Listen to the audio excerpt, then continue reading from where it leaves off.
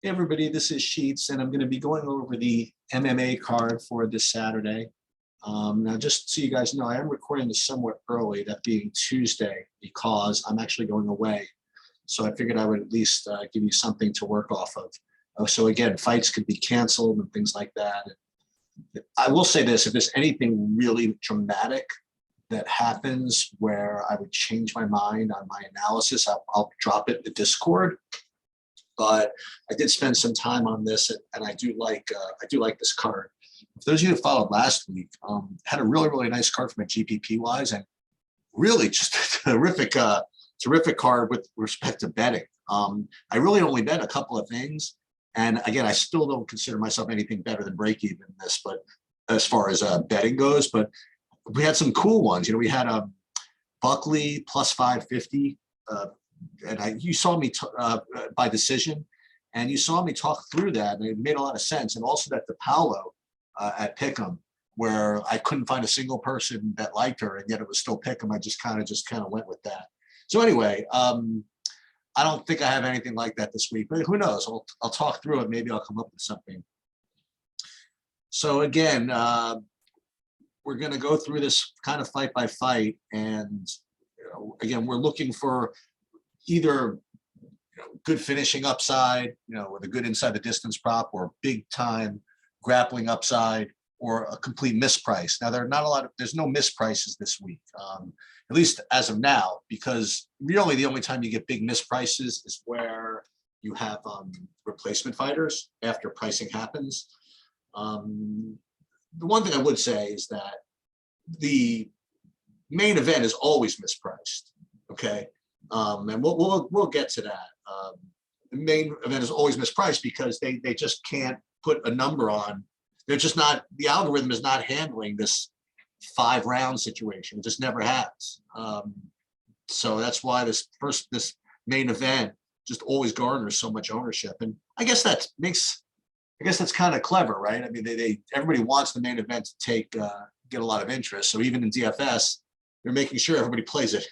And making sure everybody kind of sticks with their lineups right to the end, because you always feel like they have a shot. In any case, there are a couple of key fights which we'll get to.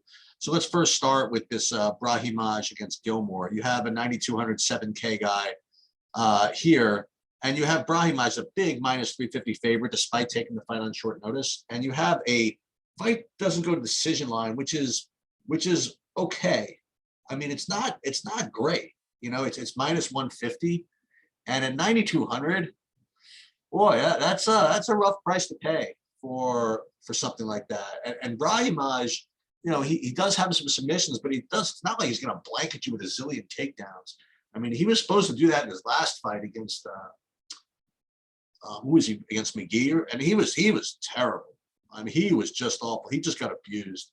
And then there was another fight where he was supposed to do something and he didn't. I don't know about him at minus 350.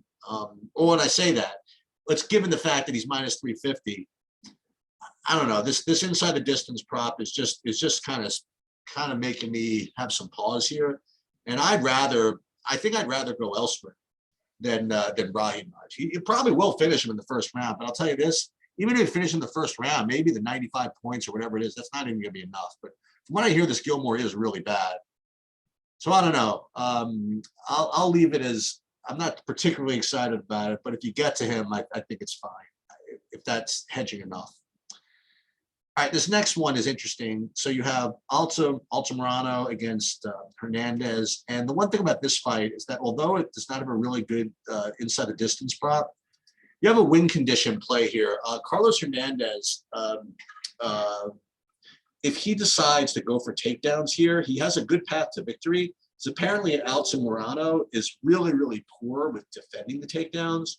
So you have to kind of rely on Hernandez's fight IQ to make this work. But if in fact the camp does see what the stats see, that he could probably get away with taking this guy down a lot, then you're set up for a really good DK score. So I would lean on the side of Hernandez. He's probably, what is he, probably 8,600 or something like that. Let's take a look. I would imagine it's actually only 8,200.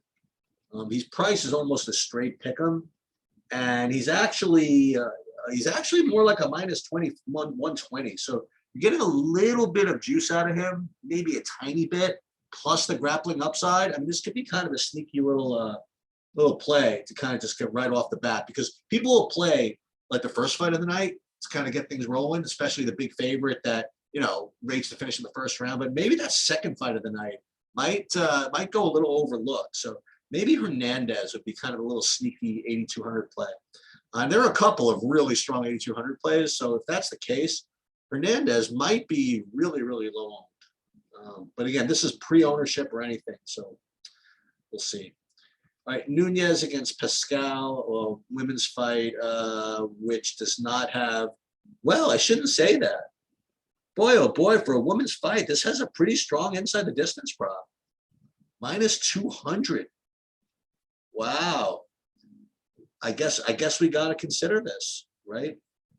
So Pascal and Nunez, I imagine that Nunez is going to be, what do you think?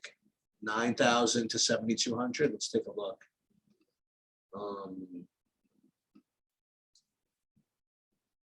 Let's see what we have here. Pascal, 73.89. I mean, this looks pretty fair. I don't know. I wasn't expecting being drawn to this, but there's no denying that inside the distance prop. So if you get a finish out of one of these girls at 7,900, or even, the other, God forbid, you get the upset here. Pascal, I mean, who knows?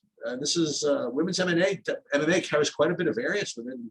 Maybe Pascal gets this done. So I'll probably end up playing a little bit of both of these fighters. That's interesting. Right, Martinez, Perez, no interest here. Poor inside the distance prop, and there's no real huge grappling upside from either one. This fight is a fade for me. Goldie against Ginyu Frye. This is a women's fight I want no part of. Extremely poor inside the distance prop, plus 200 to finish. And I will say that Goldie might be cheap. She's plus 150. She should be more like 7,600. And what is she being priced at? She's 75. So that's pretty fair. So no interest in this fight. So McKinney Ziam is going to be an interesting one. All right. Because when I first looked at this, I thought that I would see a McKinney Ziam inside the distance prop of like minus 250. But when I look at it, it's actually almost a pick, which is surprising to me, because McKinney in his last fight won in like 30 seconds. He came out against Matt Favola and just destroyed him.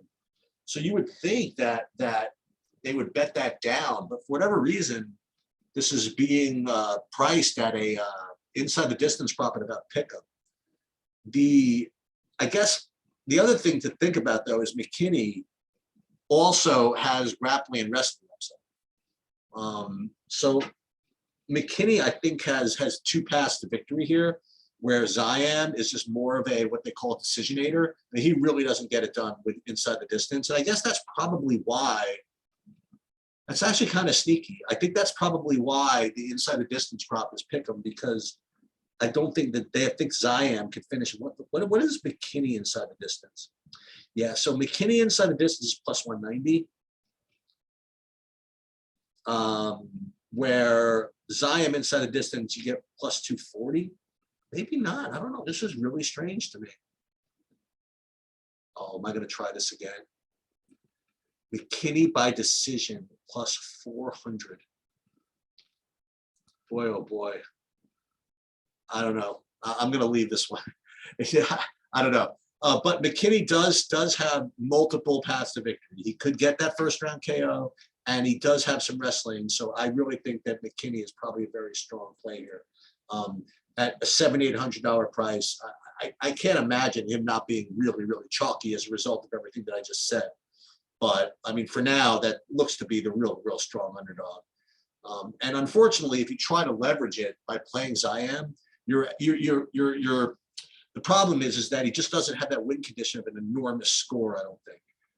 Can he get there for you at 80? If he scores 85, I don't know.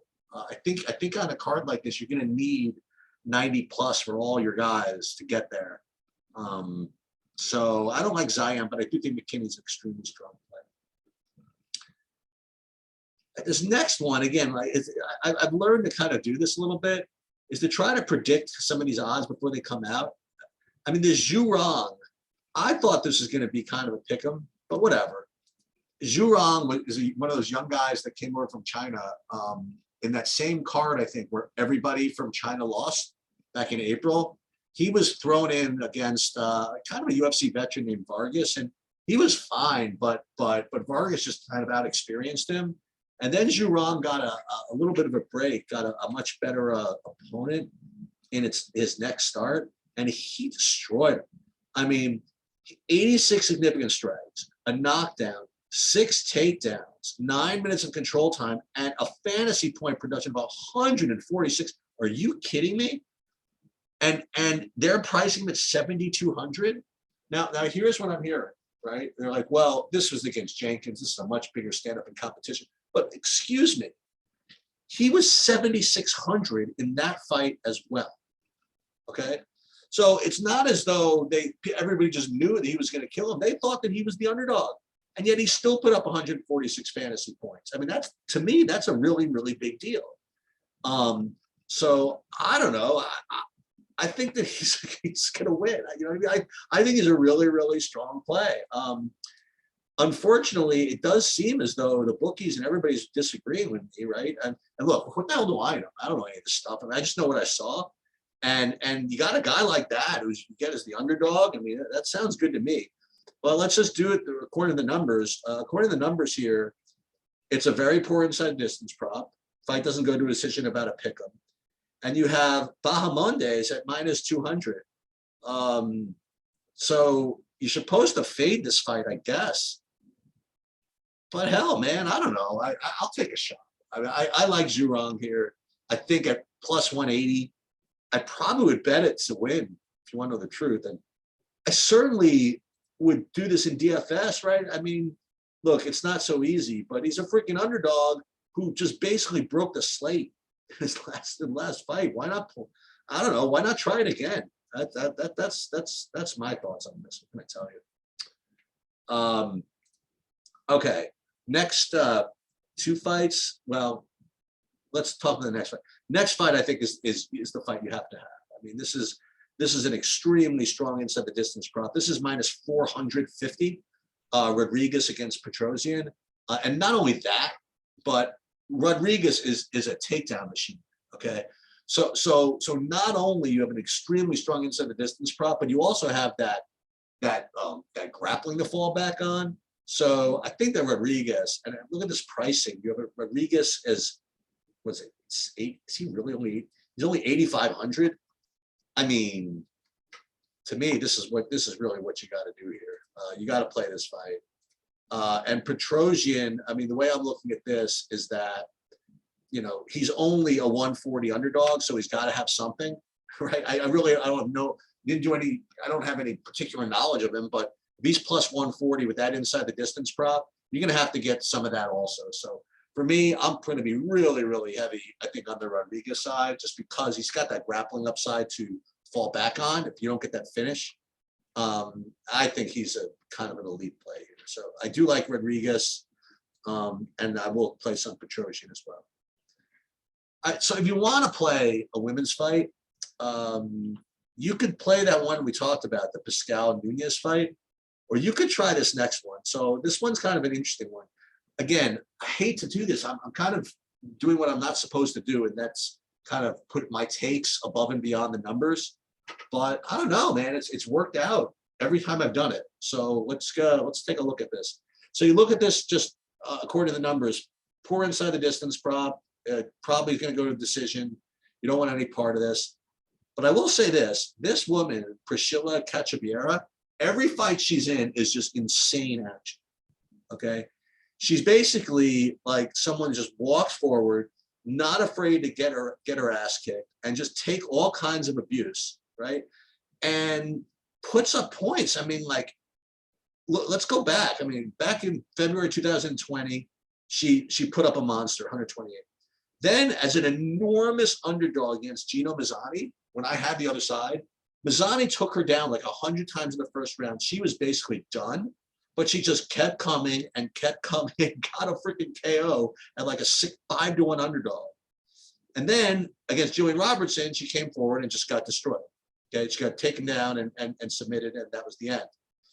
But she's not afraid to bang. She'll go right into it. And you got Jin Young Kim, who has a KO here on her record as well.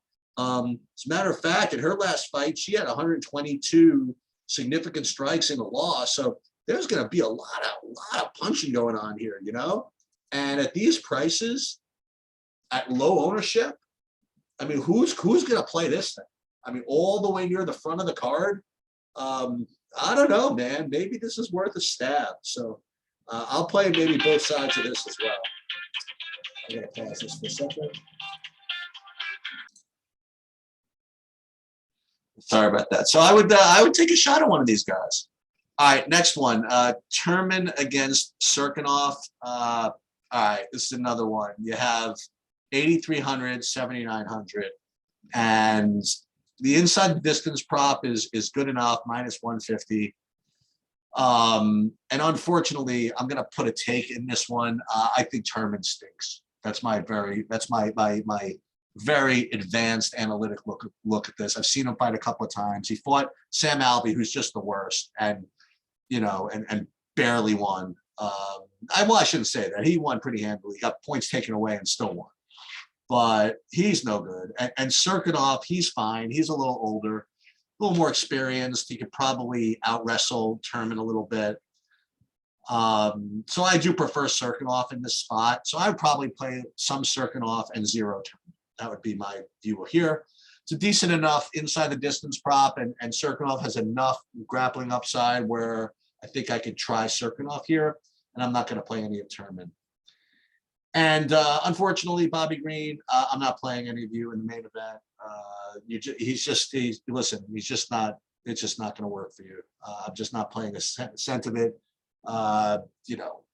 Style matchup's terrible for him. The Makhachev just never gets hit, and he's just going to take him down. It's just a question of when he finishes him, I believe. So Makhachev at 9,500.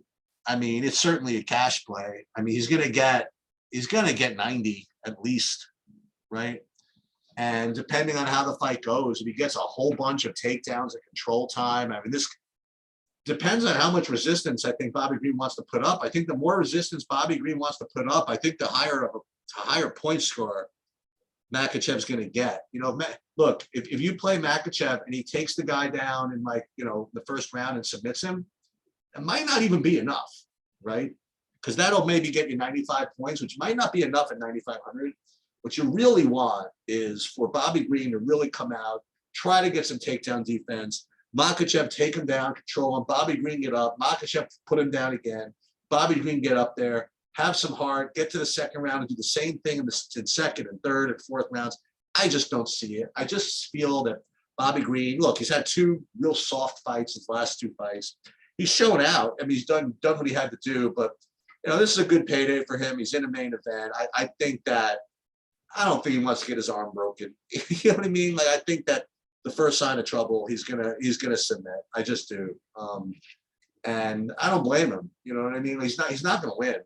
So why just keep getting more abuse and more abuse over the course of 5 rounds? I think that this fight goes end of 2 max. And is that enough for Makhachev? Maybe.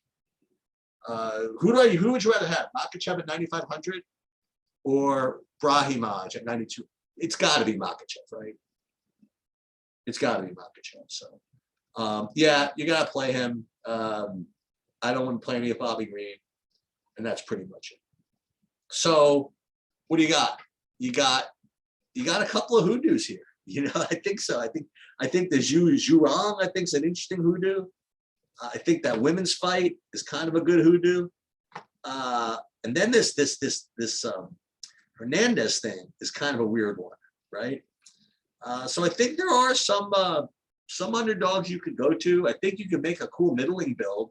Like if you don't play any of the, if you don't play either, Makachev or the first fight, Brahimage, I think you could build like a middling build and be well within your rights. I mean, look, you get a finish out of McKinney, you get a finish out of Rodriguez. You can play all guys around the 8K range and get 6 finishes. If you do that, you're in business, because if you play Brahimage and you play the main event, you need one of those 7,300 guys to come through for you. Where if you just play middling, you could just play these 8K guys, hope you get 6 finishes and break the slate that way. And you'll see you'll see lineups like this. I mean, you get these middling builds that get there, and then they just need to fade the main event, and you'll see that you'll need, like, what's his name, Makachev, to get like 130 to beat these lineups, and it just won't be in the card. So that's my initial take, is that I want to go middling builds with those guys I mentioned, and probably fade those 2 high price guys and just kind of see what happens. All right, that'll do it. Again, it's early, but I will be posting ownerships up at some point between now and fight night. Hope these fights stay, because I do like these. That'll do it, and good luck.